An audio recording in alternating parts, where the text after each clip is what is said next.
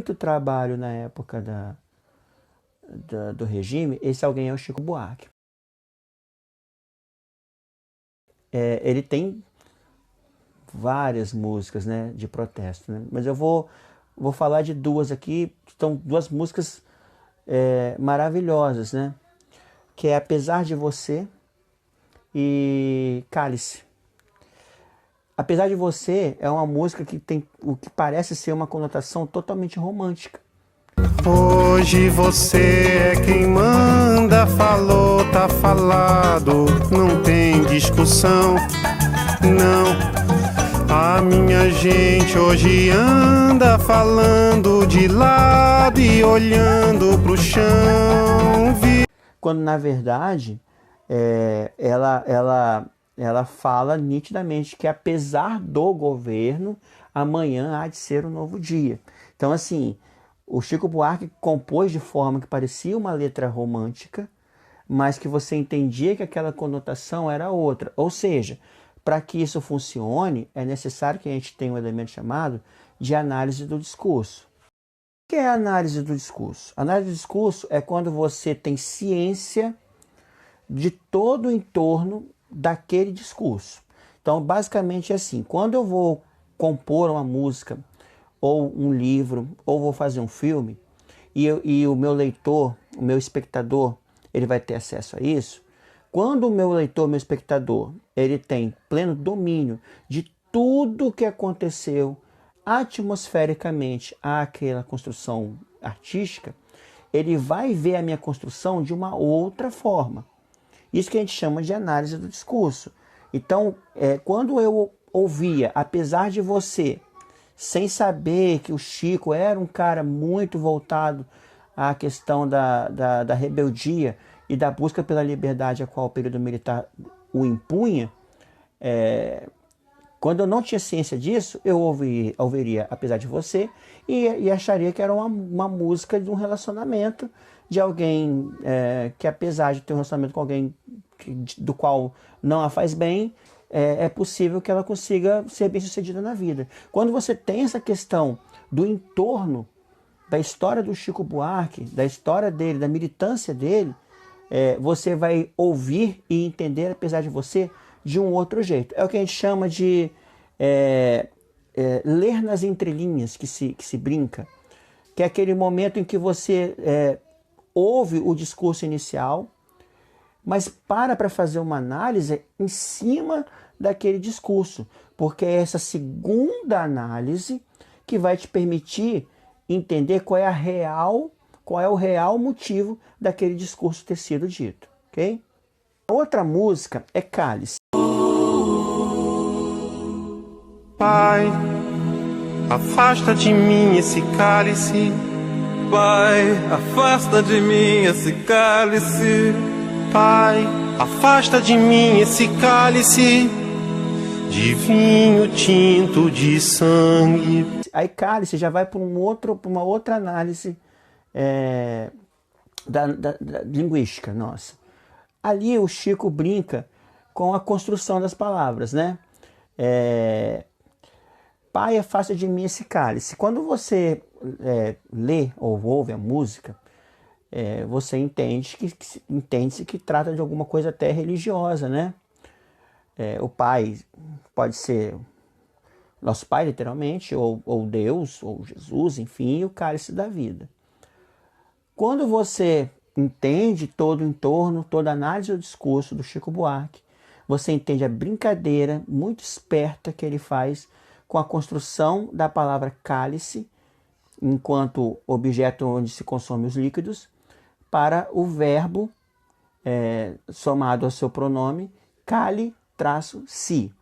Então ele usa o que a gente chama de homofonia, que são palavras com o mesmo som, mas com grafias diferentes, para brincar e ludibriar o governo ao dizer que para quem não se deve calar, quem não deve ficar mandando mais as pessoas se calarem, é o pai. E aí a gente vai além.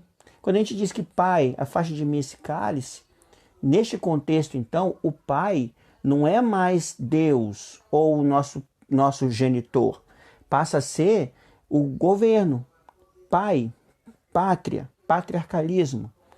Então fica muito claro que Chico brinca com a questão de governo, para de ficar falando, mandando eu me calar, governo, para de ficar mandando eu me calar. E aí ele usa isso de forma em que o conhecimento dele, do discurso do Chico, aliado a uma inteligência vocabular muito grande, faz com que ele conseguisse passar uma mensagem muito relevante para nós, de modo que a gente abraçasse essa ideia, sendo que ele acabou ludibriando, de certa forma, a censura do momento. Né? A outra música que eu queria falar do Chico, essa não está no mesmo patamar de Apesar de Você e Cálice, porque essa custou ao Chico que também ser exilado, né? Que foi a questão envolvendo o Roda Viva. Roda Viva é também uma figura de linguagem, é uma metáfora para falar do governo. Então, em vários momentos, é muito clara a letra, o Chico brinca com a questão, lá vem a roda viva, estamos juntando para fazer alguma coisa, mas vem a roda viva e quebra tudo aquilo que a gente queria, desmonta tudo que a gente queria. Tem dias que a gente se sente como quem partiu ou morreu. A gente estancou de repente, ou foi o mundo então que cresceu. A gente quer ter voz ativa, no nosso destino mandar. Mas eis que chega a roda viva e carrega o destino pra lá. Roda mundo, roda gigante, roda moinho, roda peão. O tempo rodou num instante, as voltas do meu coração. Que é o governo. E é interessante que em Roda Viva o Chico brinca com várias situações diferentes, de modo com que o ouvinte ele tem a impressão de que em todos os lugares onde os brasileiros estavam, o governo estava enfiando o bedelho dele de forma brusca, acabando com aquilo. Então é uma letra muito incisiva, muito bonita, mas que custou ao Chico também ser convidado a deixar o nosso país ou morrer, né? E aí acho que ele, se não me falha a memória, acho que ele saiu do país, né? Acho que Chico Buarque está vivo, né? Uma outra música do Chico, que eu acho muito, muito legal também, é chamada de Partido Alto. Ali não há uma crítica ao governo, mas é uma crítica social. Depois essa música foi regravada pela Cássia Eller no acústico e foi uma das coisas mais lindas, assim, né? Deus é um cara gozador, adora brincadeira, pois pra me jogar no mundo tinha um mundo inteiro. Mas achou muito engraçado me botar cabreiro.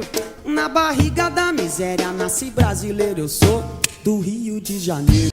E o governo torceu o nariz, mas deixou rolar porque parecia uma crítica social, né, num plano geral, e não tão especificamente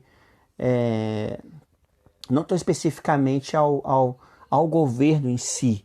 Então o governo torceu o nariz, mas meio que deixou. Mas depois que o Chico empilhou coisas, e aí depois o governo foi vendo as falhas, os buracos deixados pelos apesares de você, pelos cálices da vida, aí eles viram Chico Buarque de uma outra forma e, claro, foram proibindo, empilhando proibições atrás de proibições, certo? Na literatura, a gente também vai ter um monte de gente que vai ser exilada na mesma época, tá? A gente tem cartunistas que vão ser exilados na época, músicos, artistas de TV, atores, um monte de gente vai ser exilada.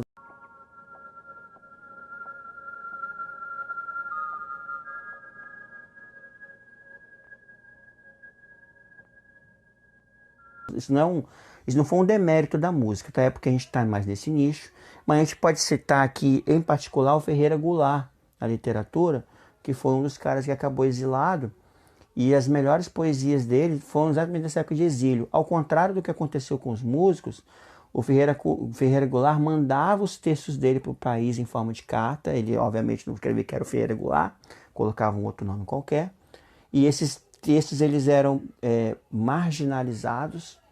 Daí vai surgir um termo chamado de poesia marginal no contemporaneísmo da literatura brasileira. Eles eram feitos de forma clandestina E várias das grandes poesias do Ferreira Goulart vêm desse período marginal. Esse período marginal vai dar o pontapé para alguns discursos que vão ser discutidos pela galera da nossa geração da década de 70.